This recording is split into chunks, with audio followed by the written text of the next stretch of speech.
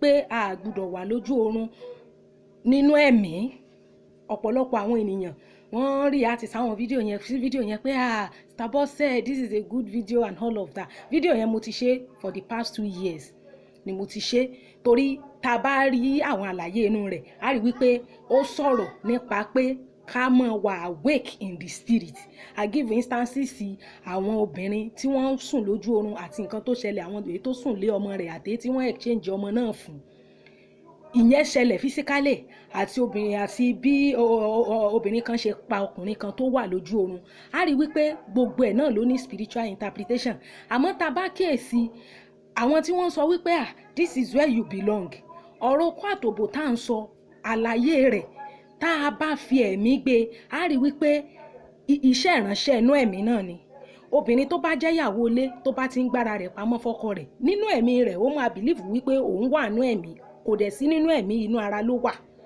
Tó bá jẹ́ ìyàwó ilé tí o ò bá fi ara rẹ̀ kalẹ̀ fún ọkọ rẹ̀, impact the extent of damage tí ìwà tó wù yẹn máa ṣe ó máa ju ìwà yẹn gan lọ nínú ọkàn ọkùnrin yẹn àti nínú ìdílé yẹn gangan fúnra rẹ̀. So a rí wípé tá a bá ń sọ̀rọ̀ nípa ìbáṣepọ̀, context tá a fi ń sọ̀rọ̀ nípa rẹ̀ òun la máa wò. So nípa kí obìnrin kó máa sùn nínú ẹ̀mí, kó wà spiritually kó mọ́ wà spiritually awake àbí kó wà spiritually asleep, òun ni wípé kó máa gbé ara rẹ̀ pamọ́. Obìnrin tó bá jí obìnrin ilé kò gbúdọ̀ gbé ara pamọ́, kò gbúdọ̀ gbé òbò pamọ́ fún ọkọ rẹ̀. Obìnrin tó bá ń gbóbò pamọ́ ó ti ń sùn nínú ẹ̀mí. Àmọ́ reverse is the case. Àwa máa ń rò, pàápàá jùlọ àwa tó bá jẹ́ ẹlẹ́sìn, wọ́n máa ń rò wípé nígbà táwọn bá ń gbààwẹ̀, táwọn ń gbàdúrà, àwẹ̀ àtàdúrà dáa, ṣùgbọ́n ìyẹn máa ń fi ń rò pé àwọn ò fi wà spiritual. It's good to pray, it's good to fast, but wíwà nínú ẹ̀mí kì í ṣe wípé kéèyàn ò máa sá pamọ́, kéèyàn ò máa gbára pamọ́ fún ọkùnrin rẹ̀, nǹkan ni pé èèyàn wà nínú ẹ̀mí. Àwọn tí wọ́n ń fara wọn balẹ̀, tí wọ́n ń fira wọn kalẹ̀ fún ọkọ wọn, tí wọ́n ìgbóbò pamọ́, tí wọ́n ń gbéra wọn wà available fún ọkọ wọn, àwọn gan-an wà spiritual. Àwọn gangan náà wà spiritual. Ibi tí ìbálòpọ̀ ti lè mú kí èèyàn ó má dàgbà nínú ẹ̀mí ni tó bá wà outside the confinement of marriage nìkan ló lè affect spiritual growth èèyàn. Ṣùgbọ́n tó bá jẹ́ wípé within the confinement of ìgbéyàwó ìmọ̀ múyàn wà nínú ẹ̀mí ni. So nígbà tá à ń sọ̀rọ̀ wípé a gbúdọ̀ sùn nínú ẹ̀mí, a gbúdọ̀ wà spiritually awake. Ara pé èèyàn wà spiritually awake ni wípé èèyàn fi ara èèyàn kalẹ̀ gẹ́gẹ́ bí obìnrin fún ọkọ rẹ̀ torí ọ̀pọ̀lọpọ̀ àwọn ẹlẹ́sìn àti máa ń feel pé bóyá dídó ìbálòpọ̀ kì í pé kí ìmúyàn wà spiritual. Irọ́ dẹ̀ ni. So èmi fẹ́ try láti connect sermon yẹn mọ́ ipa ti ìbáṣepọ̀ náà pé a gbúdọ̀ sùn, a gbúdọ̀ wà lójú oorun, because ọ̀pọ̀lọpọ̀ obìnrin lémi ti sùn nínú ẹ̀mí tó dẹ̀ rò pé òun wà spiritually sound ni, tó rò pé òun lòún gbàwẹ̀, òun lòún gbàdúrà. Tó o bá ti gbé òbò pamọ́ fọ́kọ rẹ̀, o wà spiritual, you are not spiritual, because the extent of damage tí òbò tó gbé pamọ́ yẹn máa ní, pàápàá jùlọ tí ọkọ rẹ̀ bá jẹ́ ìránṣẹ́ Ọlọ́run, effect tó máa ní nínú iṣẹ́ ìránṣẹ́ rẹ̀ ó máa wà more damaging, because kò sí bí yẹn ò ṣe ní wá alternative, kò síbi tán kọ́ sí wípé tọkùnrin bá desire obìnrin míì pé kó má fẹ́. Àmọ́ tí ò ní jẹ́ kọ́kọ́ rí ó desire láti ní obìnrin míì, òun ni tó o bá ṣe ń gbára rẹ̀ kalẹ̀ fún, tó o sì ń ṣe tó tọ́ àti tó yẹ. So ẹ má jẹ́ ká rí fídíò yẹn bí ẹni wípé this is where you belong. I have been preaching for so many years. I have even kó tó di pé social media pọ̀ báyìí. So don't think, mo rí tí bàbá kan sọ pé don't be distracted. I said I have never been distracted. I have never been distracted.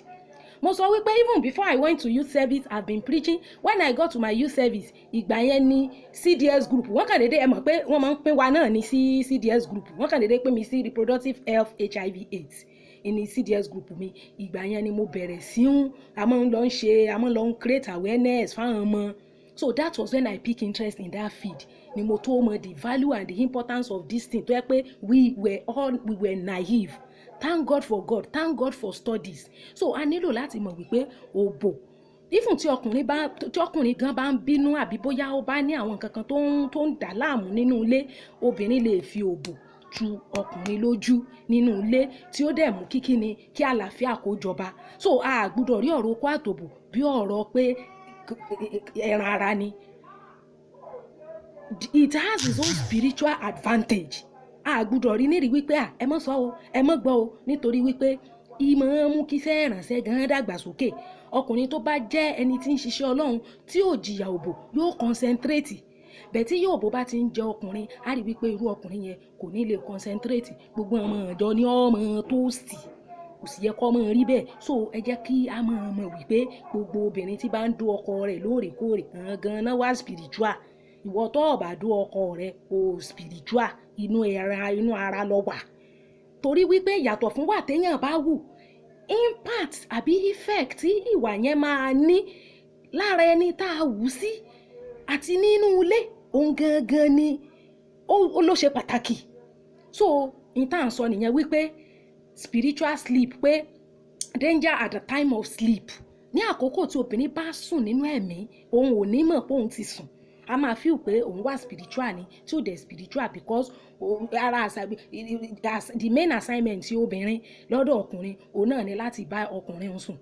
Kò sí tó tuntun tá a jẹ́rí tá a rírí lẹ́yìn wípé n tó tuntun bẹ̀ náà ni wípé nínú pé kéèyàn ò wà pẹ̀lú ọkọ èèyàn, òun náà ni kéèyàn ò gbára lẹ̀ fún. Kò sí tọkùnrin fẹ́ jẹ tí ò lè ríra rẹ́sítọ́ráǹtì pé mo bá dáná, mo sóúnjẹ fún, mo ṣe all those things fún. Ṣóyé wa ńlá ṣe ń sọ wípé ìrìn àjò ìbáṣepọ̀ tá à ń pè ní dídó ó wà fún ẹ̀ tí wọ́n ti gbé ìyàwó, nítorí wípé ìsopọ̀ ìmọ̀ ń bond ni. Òun dẹ̀ ni powerful weapon tí Ọlọ́run fi ń so àwọn èèyàn méjì pọ̀. So ẹ jẹ́ á ní òye rẹ̀ ká mọ̀ wípé tá a bá ti ń sọ̀rọ̀ okó àtòbò yìí, à ń sọ nínú ẹ̀mí ni kì í ṣe nínú ara.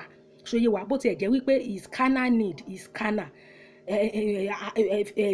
Physical attraction níbẹ̀, it has physical attachment níbẹ̀, it has spiritual value and importance, most especially within the confinement of union and of marriage. So bákan náà a gbọ́dọ̀ nílò láti ka àwọn ìwé, oríṣiríṣi àwọn ìwé, tàbí tá a bá ní àwọn tó ń jẹ́ therapist ká tọ̀ wọ́n lọ ká fi lè wà improved. Kódà béèyàn ò tí ì gbéyàwó, béèyàn ò tí ì lọ́kọ, èèyàn lè nímọ̀ nípa àwọn nǹkan yìí. Fáìn tó o bá ń kàwé nípa rẹ̀ ó lè fún ẹ ní arousal, that one is nature. The fact pé o wà aroused as obìnrin, ìyẹn ò mí ipò ti dẹ́ṣẹ̀, as long as tó o bá ti lè lọ gratify kinní yẹn in the wrong way. Ọkùnrin jí láàárọ̀ okó ẹ̀ le, ìyẹn ò mí ipò ọkùnrin yẹn dẹ́ṣẹ̀, nature ni. Tí ọmọkùnrin bá ti ń wọ age of 16, 17 àbí 15 gan, wọ́n ti máa experience the wet dream, ìyẹn ò sí nínú ẹ̀ṣẹ̀.